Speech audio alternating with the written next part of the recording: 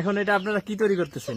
এগুলা হচ্ছে আমরা মানে আমাদের ভাষায় বলি মদ, হ্যাঁ, এটাতে আমাদের কালচার।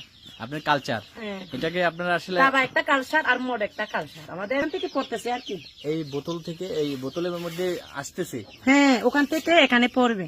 এই যে এইটার মধ্যে কি, এইটার মধ্যে এটা পানি, সাদা পানি আর কি। এই নিচের পাতলা থেকে মানে বাষ্প হয়ে মানে মদ হয়ে তৈরি হয়ে আর কি। আর এই বোতলটা একটু ভর্তি হয়ে যাবে। হ্যাঁ, ভর্তি হয়ে যাবে।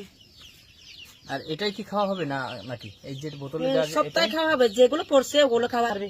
শুরু থেকে কতক্ষণ জাল দেওয়া লাগে, মানে আগুনে কতক্ষণ শুরু জ্বালানো লাগে? হইতে 3 ঘন্টা বরাবর লাগবে। এটা কি কি দিয়ে তৈরি হয় একটু বলেন তো? এই যে এটা- এটা বলি মুলি আর কি। আচ্ছা আচ্ছা, ও এটাই আপনাদের মেইন মেডিসিন? হ্যাঁ, এটা কিসের? চাউলের গুঁড়া আর কি।